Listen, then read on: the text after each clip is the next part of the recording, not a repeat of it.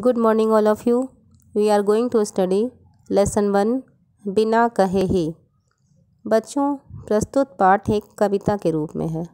यह पाठ द्वारिका प्रसाद माहेश्वरी जी की रचना के रूप में है। इस पाठ में प्रकृति या ईश्वर द्वारा प्रदत्त उन रचनाओं का वर्णन किया गया है जो हमें बिना मांगे या बिना कहे ही मिल जाती हैं और इसीलिए हम उनका मोल नहीं समझते, लेकिन हमें उनका मोल समझना होगा और प्रकृति हमें क्या क्या देती है इसके बारे में इस कविता में वर्णन किया गया है। प्रकृति का हृदय उदार है और वह निस्वार्थ भावना से पूरे विश्व का कल्याण करती है। तो चलिए सबसे पहले हम कविता पढ़ते हैं।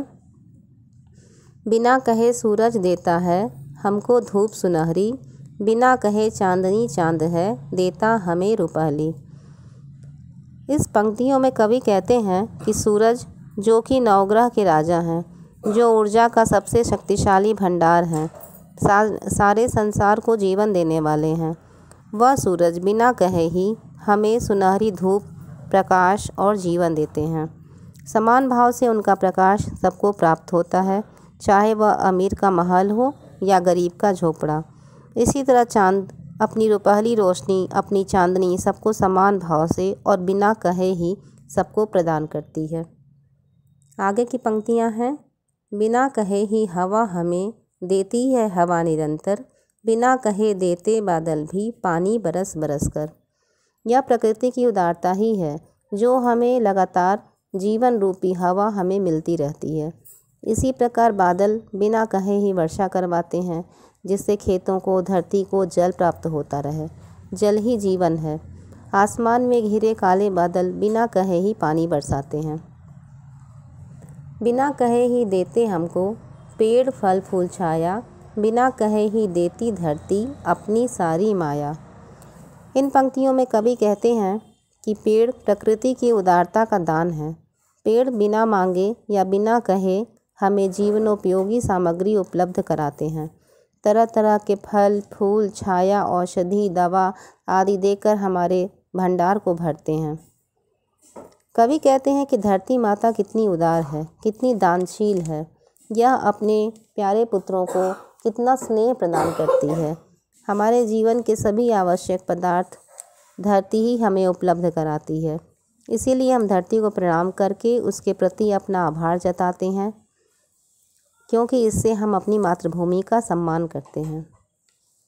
आगे की पंक्तियों में दिया गया है, इसीलिए रवि शशि धरती की, पेड़ पवन मेघों की, पूजा और वंदना होती आई ज्यों देवों की। इन पंक्तियों में कवि कहते हैं कि इसी कारण प्रकृति की इन वस्तुओं की हम पूजा करते हैं। सूर्य नवग्रहों के राजा हैं। सूर्य सारे संसार को जीवन देते हैं, जिससे धरती हरी भरी होती है। चंद्रमा वनस्पतियों में औषधीय गुण उत्पन्न करता है, इसीलिए उसकी पूजा होती है। धरती हमारी माता के समान है। पेड़ पौधों का धार्मिक महत्व भी है।